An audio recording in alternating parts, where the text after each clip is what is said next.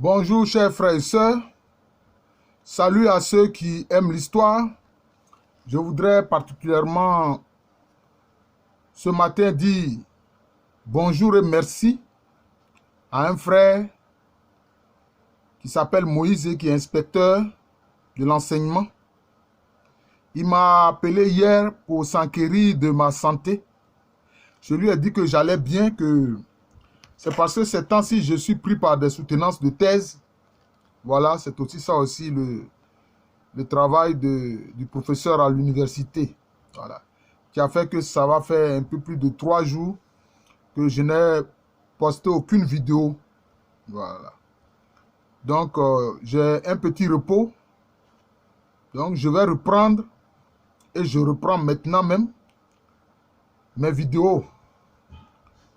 Alors, tout comme j'ai expliqué le sens des noms de différents sous-groupes baoulés, je voudrais le faire pour les différents sous-groupes Agni.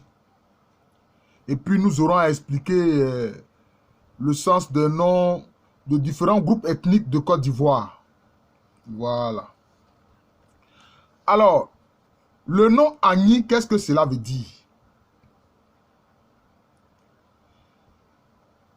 Ça aussi, c'est lié à l'histoire. Donc, vous voyez que le nom, c'est toute une histoire. Le nom, c'est toute une histoire. Le nom est lié à des événements historiques. C'est une véritable historicité, les noms. Quand les Alangois, parce que je vais expliquer aussi Alangois, il faut dire que le sous-groupe Alangois, il faut qu'on le dise, a été le noyau autour duquel s'est formé les différentes composantes du peuple Agni. Oui. Évidemment, vous pouvez regarder mes vidéos sur les différents royaumes que les Agni ont créés. Hein. Bon, voilà. C'est autour du groupe Alangois. Les Alangois, au départ, c'était simplement un matriclan. C'était au départ un matriclan qui est parti du Bono, le premier royaume akan de l'histoire, qui a commencé à se constituer dès le 5e siècle après Jésus-Christ. Ils étaient dans le Bono, dans une localité qui s'appelle Sessimai. Mais dans les traditions Agni, on dit Sessé Mango. Voilà, Sessé Mango. Et là-bas, le nom Alangois se disait Adakwa. Et ce sous-groupe-là existe toujours en pays Bono. C'est Adakwa qui est devenu, dans le parler Agni, Alangois. Adakwa, cela veut dire quoi? Il y a Ada qui veut dire arc et flèche, Kwa qui veut dire guerrier. C'est-à-dire des guerriers armés d'arcs et de flèches. Parce que je vous ai expliqué que quand les peuples gourds, c'est-à-dire les ancêtres des Mossi, des Senoufo, des Gimini et autres, c'est eux qui ont obligé les ancêtres des Akans à quitter les plaines de la Volta Noire pour descendre plus au sud. Quand ils sont arrivés, ceux-là étaient armés d'arcs et de flèches. Et ils ont vaincu les ancêtres des Akans qui ont dû descendre. Alors les ancêtres des Akans ont tiré la leçon. Donc certains aussi ont commencé à s'armer d'arcs et de flèches. C'est le cas justement des Adakwa, qui sont devenus Alangois en langue Agni. C'est le cas d'ailleurs d'Ankira qui s'appelait Adaoufo. Adaoufo. C'est-à-dire les gens aux arcs et flèches mortels. Mais je reviens à cela. Donc je viens d'expliquer Alangois, qui veut dire simplement les guerriers armés d'arcs et de flèches. Vous voyez. C'est cela. Ça prend sa source dans le nom Adakwa, qui est devenu Alangois en langue Agni. Maintenant, le nom Agni, c'est quoi? Que veut dire le nom Agni? Quand ces populations ont commencé à descendre vers le sud, notamment les ancêtres des Alangois se sont installés à l'ouest du fleuve Ophé, qu'on appelle aussi Afin. A ou O, ce n'est que, disons, un article. Voilà. Ceux qui parlent Twi disent Ophé, mais ceux qui parlent la langue Agni et autres disent Afin. C'est ce qui explique d'ailleurs qu'il y a le sous-groupe Afema en pays sans vie, en pays Agni sans vie de la région de d'Aboisseau. Les Afema disent que eux, les ancêtres étaient le long justement du fleuve Ophé ou Afin. Donc Afema, ça dit les gens du fleuve Afin ou Ophé. Alors c'était là qu'ils étaient. C'était là qu'ils étaient. Mais ils étaient sur la rive ouest du fleuve Ophé.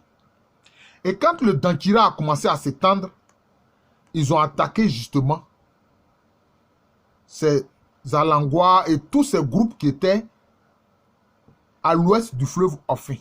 Ils les ont expulsés de là. Et donc, ils ont subi, je peux dire, cet événement douloureux. Et c'est de là qu'ils vont partir pour venir dans l'espace qui va être appelé l'espace Amanfi, qui fait partie aujourd'hui du territoire qu'on appelle le Wassa. Anciennement, il y avait un seul royaume Wassa qui par la suite a pris le nom de Wassa Féacé. Et puis il y a le royaume Wassa Amanfi qui s'est constitué beaucoup plus tard.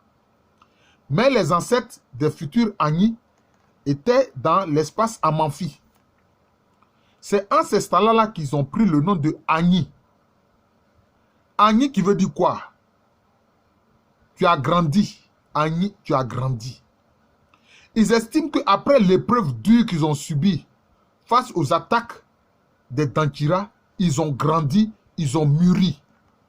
C'est de là vient le nom Agni. Agni, c'est-à-dire que tu grandis. Agni, c'est-à-dire qu'ils ont grandi. Donc Agni, ça veut dire que ceux qui ont grandi. C'est tout ça. C'est ça le sens du nom Agni.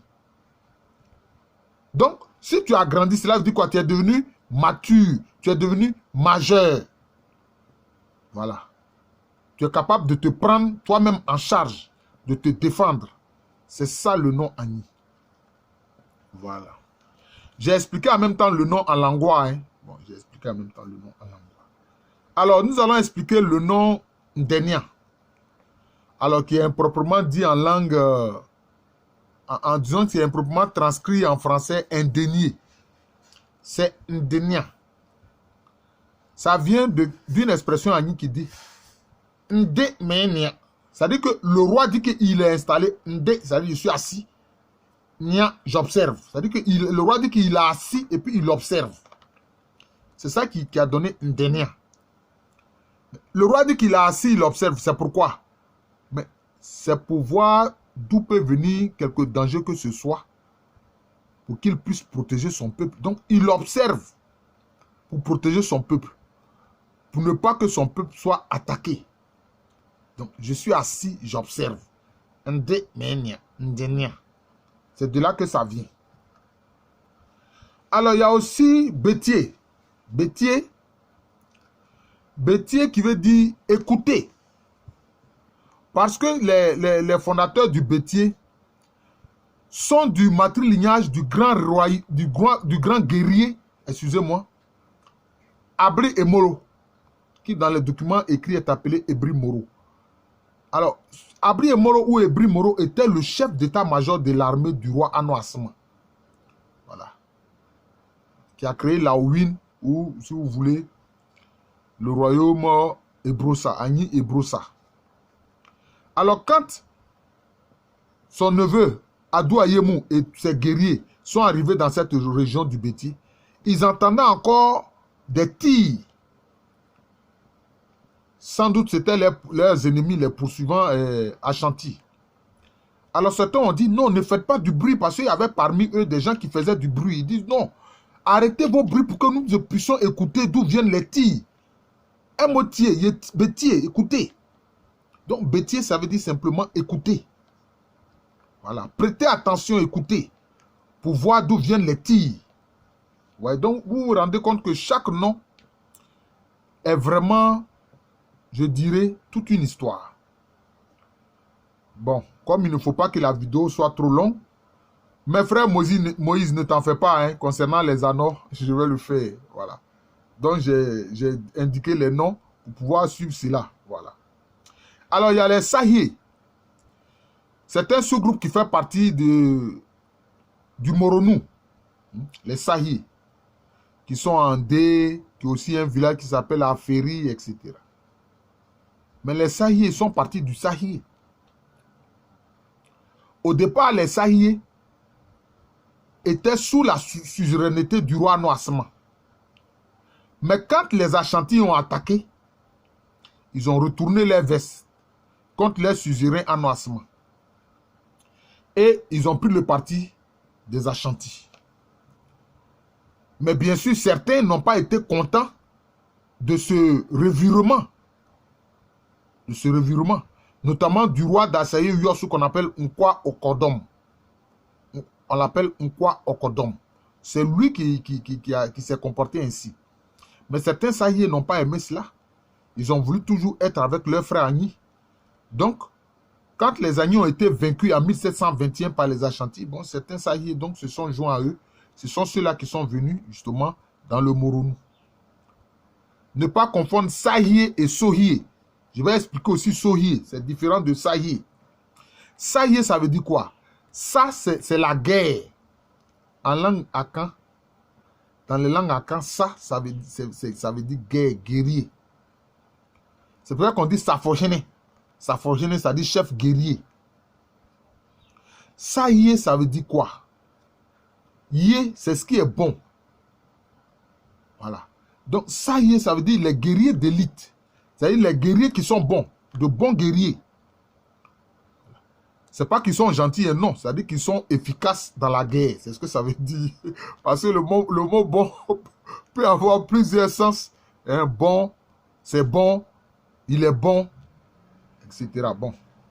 Donc, cela veut dire simplement des guerriers, de très bons guerriers, donc en fait des guerriers d'élite, des guerriers de valeur. C'est ce que Sahier veut dire. Alors, je vais expliquer le dernier nom. Enfin, pour cette vidéo-ci, je veux dire. Voilà, pour cette vidéo-ci, c'est Ali. Je l'ai déjà expliqué quand j'ai parlé des sous-groupes baoulés. Parce que les Ali, certains sont Agni, d'autres sont baoulés. Il y a les Ali de Brobo qui sont baoulés.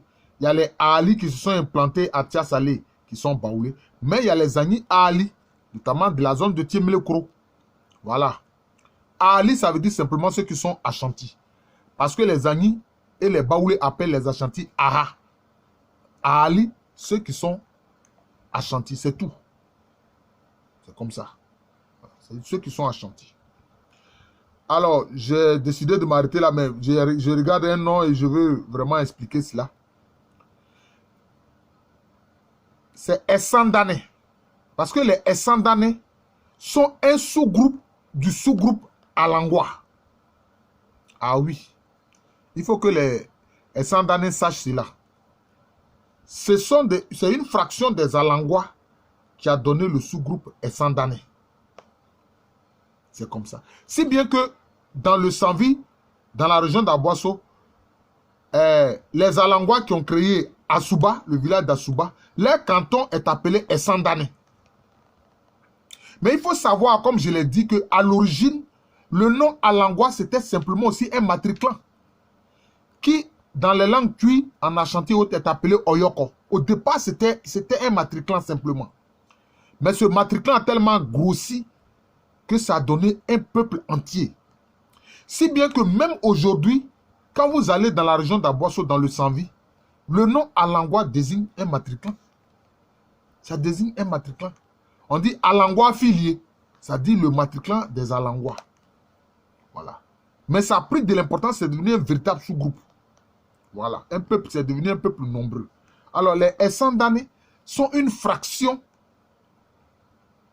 des Alangwa. D'ailleurs, Nana Sangban, il était l'oncle utérin, c'est-à-dire l'oncle maternel de Nana Platou. L'un dirigeant les Alangwa, l'autre dirigeant les Essandane. C'était comme ça. Vous voyez. Donc les Essandane sont une fraction des Alangwa. Mais Essandane, ça veut dire quoi? Essa, ça, je vous ai expliqué, c'est la même racine qui dit guerrier. Ndane, ça veut dire, c'est le fait de prêter serment, de jurer. Donc, Essandane, ça dit quoi? Ce sont les guerriers qui ont juré, qui ont fait un serment. Mais ils ont juré, ils ont fait un serment par rapport à quoi? Mais par rapport à leur fidélité au trône des Agni, au trône de Nana Ano Asma. Le trône de Nana Ano Asma, le trône sur lequel Nana Ano Asma même s'est appuyé pour régner. Je ne parle pas du trône qui a été incliné à son honneur quand lui il est décédé. Parce que en fait, ce que les gens ne savent pas, même beaucoup de traditionnistes se trompent. Nana Ano Asma, le premier du nom, n'est jamais venu dans l'actuelle Côte d'Ivoire. Jamais.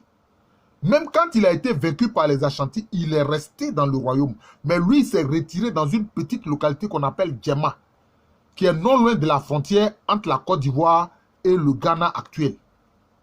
Voyez. Il est resté à Djema. Il n'est pas venu dans l'actuelle Côte d'Ivoire. Il a confié le trône le plus ancien du monde Agni, qu'on appelle Nana et Bibia ou Nanimbibia. Quand on prononce, on dit Nanimbibia. Mais c'est Nana et Bibia. Nana Ebi a été le premier roi des Agni. C'était lui qui était le long du fleuve Enfin. C'était lui qui était à l'ouest avec le peuple. À l'ouest du fleuve Enfin. C'est lui, Nana Ebi. Vous voyez. Et c'est son trône, c'est son siège qui est aujourd'hui à Ndolikro, dans le Moronou. Donc c'est le trône le plus ancien du monde Agni. Vous comprenez? Le plus ancien du monde Agni. C'est même plus ancien que le trône des Ashanti. Vous voyez? C'est Nana et Bibia. Et on prononce littéralement Nanimbibia. Et Nana Ano Asma, le premier du nom, qui était en fait un frère de Nana Dangi. Donc, il a confié le trône à Nana Dangi pour ne pas que les Ashanti puissent s'emparer du trône. Et puis, Nana Dangi est venu dans ce qui va être le Moronou avec ce trône. Et après Nana Ebi, il y a eu Nana Amo Wanda Wanda. Nana Amo Wanda Wanda, quand ils ont quitté les rives du fleuve Enfin, ils sont venus dans la Manfi. Nana Amo Wanda Wanda a régné dans la Manfi. C'est le deuxième grand roi des Agni. Ano Asma premier, le premier du nom, il est le troisième roi en fait des Agni. Et quand lui, il est resté dans la localité de Djema, il s'est retiré de la gestion du pouvoir et puis il a laissé la gestion du royaume à un régent. Voilà. Il a laissé la gestion du royaume à un régent. Voyez. Qui lui s'appelle Kwame Wanda Wanda. Voilà. Ne pas confondre avec Amo Wanda Wanda qui lui était véritablement roi. Kwame Wanda Wanda, lui, il était un régent. Voilà. Et Nana Ano Asma, le premier du nom, s'est retiré à Djema. C'est là qu'il est resté jusqu'à ce qu'il meure. Et puis maintenant, ils ont incliné un trône en son nom. Et qui est le trône actuel de l'Agni Ebroussa. Donc cela veut dire que le trône de Nana Ebi, Nanimbibia, qui est dans le Moronou, là, c'est le trône le plus ancien. C'est même plus ancien que le trône de Nana Ano Asma, le premier du nom. Voilà, je vous remercie. Vous voyez que j'ai expliqué beaucoup de noms. Hein? Agni, Alangwa, Ndenia, Bétier, Sahié, Ali et puis Essandane. Donc nous allons poursuivre l'explication des noms des sous-groupes Agni. Je vous remercie. Je salue le frère Moïse qui est inspecteur de l'enseignement. Et je vous dis tous à bientôt. Je suis le professeur Alou Kwame René, professeur titulaire d'histoire à l'université Félix Houphouët-Boigny. C'est à Abidjan, en Côte d'Ivoire, un pays situé en Afrique de l'Ouest. Merci encore et bonne journée à tous.